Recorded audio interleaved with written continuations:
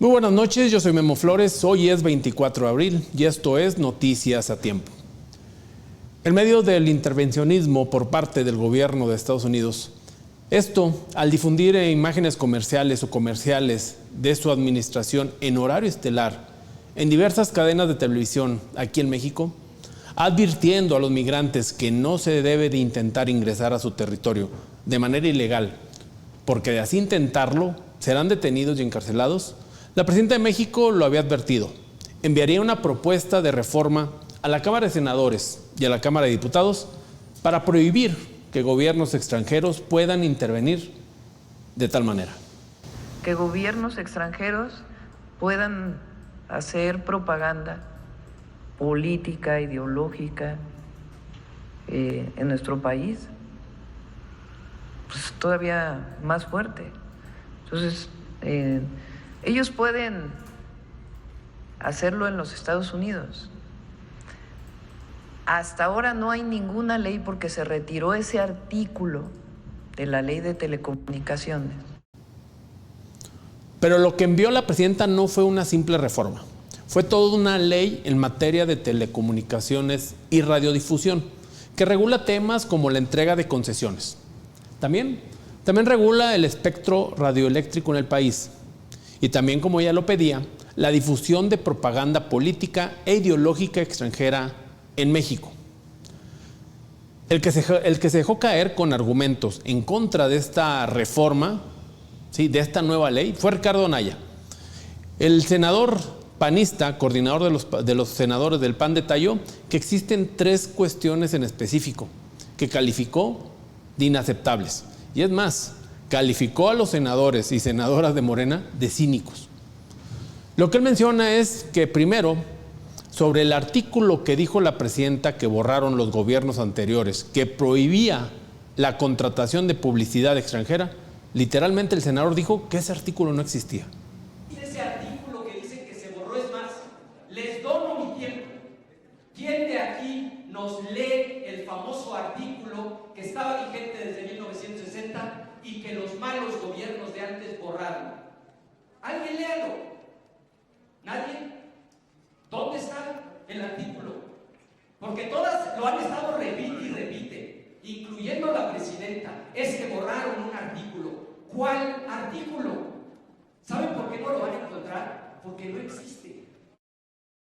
Pues según Ricardo Anaya, ese artículo no existía. Pero bueno, en segundo término, también Ricardo Anaya habló sobre la imposibilidad, y ahora sí comparto con él, la imposibilidad de que los senadores y senadoras de todas las fracciones partidistas en el Senado hayan podido analizar las más de 220 páginas que contempla esta nueva ley de radiocomunicaciones y radiodifusión y telecomunicaciones. Dijo que la reforma llegó al Senado ayer a las 10 de la noche y se discutió en comisiones hoy a mediodía. Era imposible para él y para ellos leer esta reforma.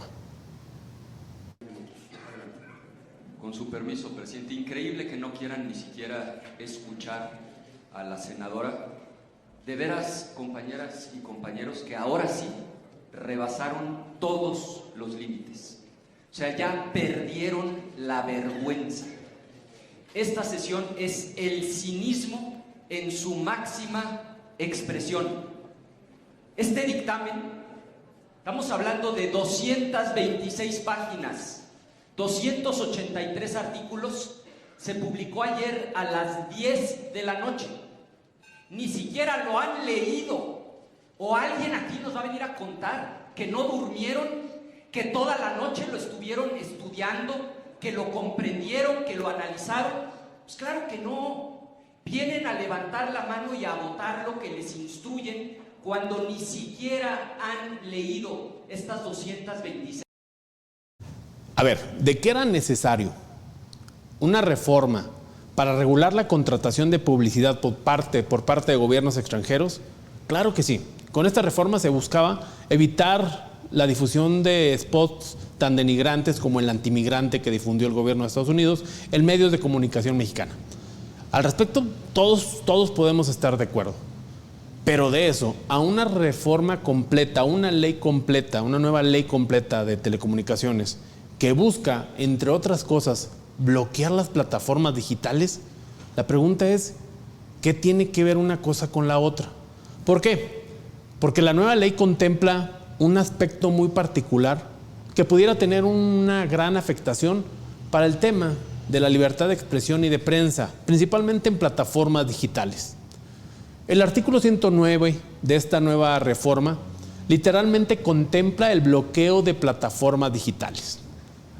A la letra dice, las autoridades competentes, es decir, el gobierno federal, podrán solicitar la colaboración de la agencia para el bloqueo temporal a una plataforma digital, en los casos en que sea procedente por incumplimiento a disposiciones u obligaciones previstas en las respectivas normativas que le sean aplicables. La agencia emitirá los lineamientos que regulen el procedimiento de bloqueo a una plataforma digital. ¿Qué quiere decir todo esto? Ellos van a decidir si de alguna manera alguna plataforma digital, una página de internet, un usuario de Facebook, de X, de Twitter, de TikTok, están contraponiéndose a algunas de las iniciativas o algunos de los lineamientos que ellos mismos ponen.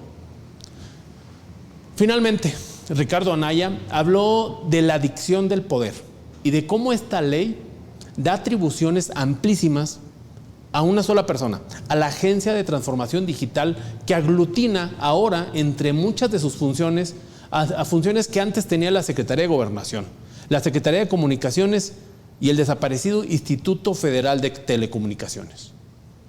Por otra parte, la senadora de Movimiento Ciudadano, Alejandra Barrales, también habló al respecto que literalmente, pero ella literalmente se despidió de las plataformas digitales que utilizan este sistema o estas mismas para criticar o cuestionar al gobierno.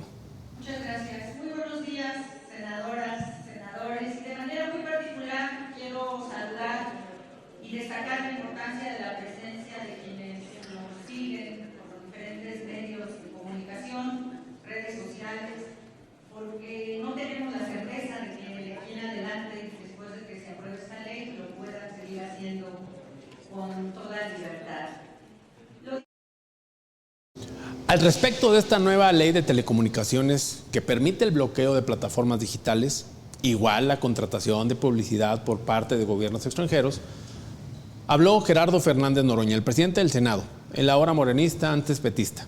Al respecto, dijo lo mismo que los demás, que estaba a favor de que se bloquee la contratación de publicidad por parte de gobiernos extranjeros, pero respecto del bloqueo de las plataformas digitales, el senador, antes izquierdoso, no dijo nada. Es la prohibición de que gobiernos extranjeros puedan contratar publicidad en radio y televisión, a excepción de si los temas a tocar son cultura o turismo. En cualquier otro tema, no. O sea, no puede meterse en asuntos internos. Y sobre el tema de bloquear plataformas digitales, no dijo nada Noroña. ¿Qué diría Noroña de hace 10 años cuando se enfrentaba a García Luna en el pleno de la Cámara de Diputados, del Noroña que vemos ahora, tímido y escueto? En fin, como en las mejores épocas del PRI y sus reformas tipo rápido y furioso, así fue la historia de esta nueva reforma que pretende impulsar el gobierno de Claudio Sheinbaum. Nos sorprende, porque si algo han encabezado, enarbolado, es la libertad de expresión. El fin de semana se difundían los spots del gobierno de Estados Unidos en los principales partidos de fútbol mexicano. Lunes y martes la presidenta tocó el tema y habló de enviar una carta diplomática y la necesidad de reformar la ley de telecomunicaciones y transportes. El día de hoy, esta reforma ya fue aprobada en comisiones en el Senado. ¿Y qué se espera? Que pronto sea aprobada en fast track por el Pleno del Senado y también por la Cámara de Diputados. Y vámonos ahora a información internacional relacionada con el fallecimiento del Papa Francisco. En un hecho que ha conmocionado al mundo entero, llevando a miles, a cientos de personas al Vaticano, a la capilla de San Pedro, a la Basílica de San Pedro. Durante la visita de estos fieles al ataúd de Francisco, no ha faltado el inadaptado o la inadaptada o la insensible o el insensible que con tal de obtener likes se pone a tomarse selfies con el ataúd del Papa Francisco.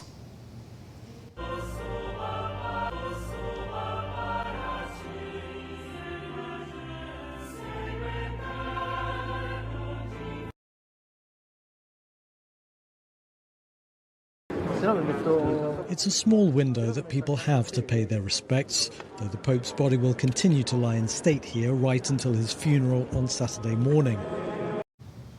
Qué poca madre, ¿no? Algunas personas fueron reprendidas ahí por la agente de seguridad del Vaticano, quienes recordaron que está prohibido tomar imágenes junto al féretro. La indicación es clara: las fotos solo se pueden tomar en la entrada de la basílica, de ninguna manera junto al ataúd. Así hay gente inadaptada que todo lo hacen por conseguir un like. Y mientras unos rompían el protocolo, otros llegaban desde distintos rincones del mundo. Más de 90,000 personas hasta las 7 de la tarde de este jueves han pasado frente al féretro del Papa Francisco. Así se despide el mundo del pontífice.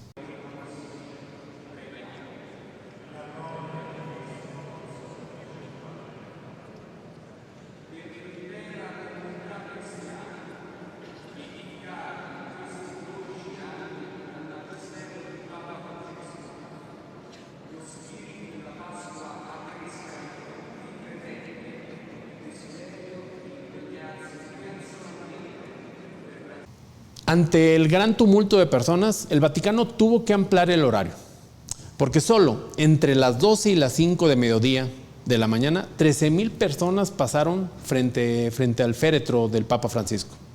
La Santa Sede tuvo que cerrar por unas cuantas horas. ¿Para qué? Para limpiar y reorganizar, para posteriormente volver a abrir. Este viernes a las 7 de la noche, el féretro será cerrado permanentemente para su funeral el próximo sábado. Vámonos ahora con información nacional referente a temas económicos. Hoy durante la mañana el secretario de Economía, Marcelo Ebrard, presentó el Portafolio para la Prosperidad Compartida, una iniciativa que según el secretario busca revolucionar las inversiones en México y promover el desarrollo económico en el país. Este portafolio podría ser un puente entre el sector público y privado diseñado para resolver los principales obstáculos que frenan las inversiones en el país. Primero, buscar al sector privado en todo el país y en el exterior para identificar los proyectos de inversión en nuestro país que tienen más impacto en empleo o que pueden tener un gran impacto en la economía de la región y de todo el país. Esa es la primera tarea. Segundo, identificar qué necesitan o qué es necesario para que esa inversión tenga éxito. Normalmente tiene que ver con muchas decisiones, trámites e instancias del gobierno. Y la tercera, que nos organizáramos entre las diferentes dependencias e instituciones del gobierno para facilitar esa inversión.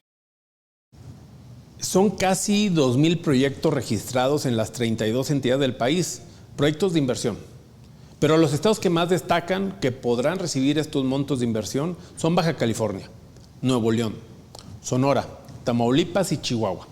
Se estima una inversión cercana a los 298,000 millones de dólares, es decir, el 16% del Producto Interno Bruto de nuestro país. De los proyectos registrados, 446 enfrentan desafíos relacionados con trámites en sectores claves como el agua, medio ambiente y energía. El gobierno se compromete a intervenir para asegurarse de que estas inversiones puedan avanzar sin contratiempos, como parte del refuerzo del Plan México. Y hoy también, por la conferencia mañanera, una buena noticia en temas de inversiones. Grupo Modelo invertirá más de 3,600 millones de dólares en México, como parte del Plan México del gobierno de la presidenta Claudia Sheinbaum. La información fue confirmada por Raúl Escalante, vicepresidente de Asuntos Corporativos de Grupo Modelo. Escalante detalló que la inversión se enfocará en 5 ejes estratégicos. Modernizar nuestras cervecerías y fábricas verticales, lo que nos permitirá producir más con menor consumo de agua. En la última década hemos reducido en un 30% la cantidad de agua requerida para producir cerveza, lo que nos permitió, a la luz del Acuerdo Nacional por el Derecho Humano al Agua y la Sustentabilidad, ceder de manera definitiva a favor de la Conagua 20 millones de metros cúbicos de agua concesionados. 2. Impulsar la economía circular, invirtiendo en más envases retornables y en programas de reciclaje de vidrio. 3. Modernizar a nuestros clientes, sobre todo a las 300,000 tienditas que venden nuestros productos, con tecnología, créditos y mejoras en infraestructura, como refrigeradores eficientes y fachadas nuevas. 4. Reforzar la proveeduría local, Alrededor del 70% de los insumos que hoy utilizamos son nacionales, pero sin duda hay muchas oportunidades para seguir creciendo este número. Y 5, impulsar y patrocinar experiencias positivas para los mexicanos. Muy bien, como lo mencionó el directivo de Grupo Modelo, continuarán patrocinando eventos como festivales, conciertos, actividades deportivas y de entretenimiento, con énfasis principalmente en su apoyo a la Copa del Mundo y a las próximas Olimpiadas. Y bueno, en medio de las tensiones comerciales entre México y Estados Unidos, el nuevo secretario de Hacienda, el coahuilense Edgar Amador Zamora, sostuvo su primer encuentro con el titular del Departamento del Tesoro estadounidense, Scott Bessent. La reunión tuvo lugar en Washington, en el marco de las reuniones de primavera del Fondo Monetario Internacional y el Banco Mundial. Según una tarjeta informativa de la Secretaría de Hacienda, ambos funcionarios hablaron de la cooperación comercial, vigilancia financiera y coordinación institucional. El objetivo del diálogo fue mantener una relación constructiva entre ambas naciones. Durante la conferencia matutina de este jueves, la presidenta Claudia Sheinbaum informó que tanto Zamora como el gobernador del Banco de México, la gobernadora, Victoria Rodríguez Ceja, se encuentran allá en Washington, D.C., representando al país ante el Fondo Monetario Internacional. Una reunión en Washington del Fondo Monetario Internacional, donde participan los secretarios de Hacienda o del Tesoro y los bancos centrales en Washington. Está ya el secretario de Hacienda, también, bueno, con su autonomía, pero la gobernadora del Banco de México está allá también representando a México, y aprovechó para tener una reunión. Me reportó ayer que fue una muy buena reunión que tuvieron. Hablaron de muchos temas, algunos de ellos que después salieron en los medios tienen que ver con esta revisión del lavado de dinero, que hay mucha colaboración, y México tiene además una normatividad desde hace mucho tiempo muy sólida en este sentido. Entonces hablaron de ello, pero también hablaron de la relación económica México-Estados Unidos, y fue una muy, muy buena reunión. Me llama la atención la soberbia con la cual funcionarios del gobierno de Estados Unidos tratan a funcionarios mexicanos. Pónganme el Twitter de nuevo, por favor.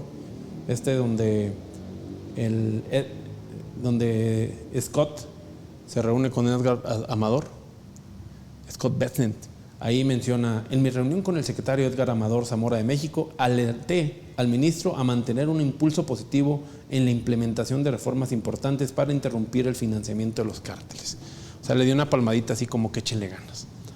Pero bueno, vámonos ahora con información en materia de seguridad, la cual no puede faltar desgraciadamente en este país.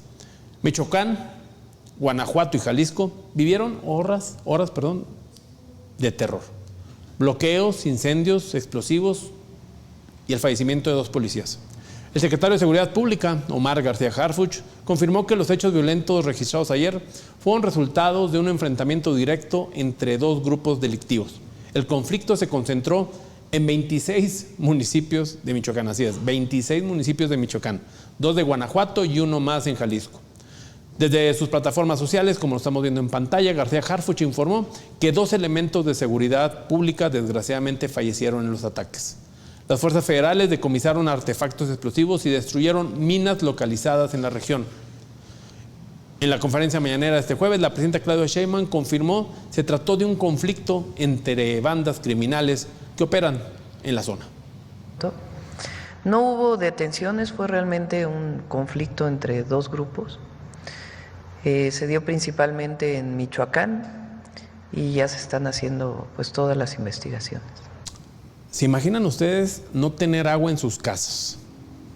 Que la madre de familia tenga que salir a buscar agua de algún lugar y vaya en compañía de su hijo, y el resultado sea que sean asesinados. Pues así fue como sucedió la noche de este lunes en Jalisco. Mientras acarreaban agua debido a la falta de suministro en su colonia, eran alrededor de las 11:30 de la noche cuando, según testigos, 2 hombres en motocicleta se le acercaron a María del Carmen, la mamá, y a su hijo. Se le acercaron en la moto y abrieron fuego contra ella y su hijo. Ella, María del Carmen, era integrante del grupo colectivo Guerreras Buscadoras de Jalisco, el mismo que encontró el rancho allá en Teotitlán, en Jalisco, el rancho de entrenamiento, para muchos rancho de exterminio. Ernestina María buscaba a Ernesto Julián Ramírez Morales, un hijo de ella desaparecido desde febrero de este año. Compañeras del colectivo aseguran que ya había recibido amenazas por su labor. La Fiscalía Estatal informó que, de acuerdo con las primeras investigaciones, el ataque iba dirigido no contra ella, sino contra su hijo, y que la madre intentó defenderlo. También señalaron que hasta ahora no hay indicios de que el crimen esté relacionado con su trabajo como buscadora. El colectivo, por su parte, exigió una investigación a fondo y pidió al gobierno federal presionar al Estado de Jalisco para garantizar la justicia y protección de las familias de las personas desaparecidas. Vámonos ahora a información en materia económica. Fue una jornada positiva para los mercados. El peso mexicano se fortaleció frente al dólar, impulsado por un debilitamiento de la moneda estadounidense. El tipo de cambio spot abrió a 19.58 pesos por dólar, lo que representa una apreciación de 0.35% respecto al cierre oficial del día de ayer, informó Banco de México. Por otra parte, la Bolsa de Valores de México informó también buenos resultados, marcando su séptimo día consecutivo a la alza. El índice de cotizaciones de la Bolsa Mexicana de Valores subió casi un 1%, alcanzando los 56.315 puntos, el nivel más alto en casi un año. El peso y la bolsa siguen al alza, pero la incertidumbre internacional y la inflación local ponen en pausa cualquier síntoma de optimismo total. Vámonos a información internacional referente al tema de los aranceles, también noticia permanente desde la llegada de Donald Trump al poder en Estados Unidos. No hay acuerdo entre China y Estados Unidos. ¿Quién lo dijo? El portavoz del Ministerio de Exteriores, Wang Jiankun, de allá de China. 互惠的基础上同中方对话，一边说要同中方达成协议，一边不断搞极限施压，这不是同中方打交道的正确方式，也是行不通的。 El portavoz también exigió la eliminación total de los aranceles impuestos por la Casa Blanca si realmente busca una solución. China insistió en que el diálogo debe de ser en condiciones de igualdad, respeto, advirtiendo que las presiones y amenazas de ninguna manera serán toleradas. En más información de Donald Trump, este aseguró que el fentanilo sigue entrando a los Estados Unidos. ¿Por dónde? ¿Y de dónde? ¿Por dónde? Por México y por Canadá. ¿De dónde? De China. En un mensaje a través de Truth Social, su plataforma digital, el presidente dejó claro que esta situación no puede continuar. Además, arremetió contra China porque varios clientes de ese país han frenado las compras de aviones estadounidenses Boeing a raíz de la guerra arancelaria entre ambas potencias que inició él mismo. Es decir, Donald Trump se enoja porque le cancelan la compra de aviones porque él le metió aranceles, pero pues no está de acuerdo en que le cancelen las compras de aviones. O sea, le gusta hacer, pero no que se las hagan. Y en más de noticias internacionales, a Vladimir Putin le dijo basta. Y esto lo hizo también a través de su plataforma digital. El presidente de los Estados Unidos está desesperado porque no puede terminar con la guerra entre Rusia y Ucrania. Trump expresó su descontento por los bombardeos rusos sobre el Kiev, calificándolos de innecesarios y en un mal momento. Además dijo, mueren 5,000 soldados a la semana y urgió a conseguir el acuerdo de paz para poder poner fin al conflicto. El presidente estadounidense condenó el ataque con misiles y drones lanzados desde Rusia este jueves, uno de los más masivos en los últimos meses, que dejó al menos 9 muertos y más de 70 heridas en Kiev. Rusia, por su parte, negó haber atacado objetivos civiles. Desde que Trump regresó al poder en enero, ha prometido poner fin a la guerra en Ucrania, pero hasta ahora no ha tenido ningún tipo de resultados. Y vámonos con información de otra tragedia en espectáculos masivos en la Ciudad de México. Hay que poner revisión al respecto. En el Palacio de los Deportes, durante el concierto de Quevedo, en pleno espectáculo, colapsó una sección de las gradas, dejando atrapadas y lesionadas a una gran cantidad de asistentes. El incidente fue captado en video por los asistentes, que rápidamente lo compartieron por plataformas sociales. El personal médico del recinto actuó rápidamente atendiendo a las víctimas en el lugar y trasladándolos a diversos hospitales. Afortunadamente, horas después, la empresa Ocesa, organizadora del evento, así como el cantante Quevedo, informaron que los heridos fueron dados ya de alta. El accidente revive el debate sobre la seguridad en los eventos masivos, no solamente en la Ciudad de México, a nivel nacional, especialmente porque se suma al trágico accidente del Festival Axe, donde fallecieron 2 fotoperiodistas en el cumplimiento de su labor hace algún par o 3 semanas. lamentable información. Muy bien, eso fue todo por el día de hoy. No dejen de seguirnos por todas las plataformas de atiempo.tv. Yo soy Memo Flores, esto fue Noticias a Tiempo. Mañana en punto de las 8 de la mañana, Noticias Matutino, y a la 1 de la tarde, Noticias Central. Nos vemos el día de mañana. Que tengan ustedes excelente noche.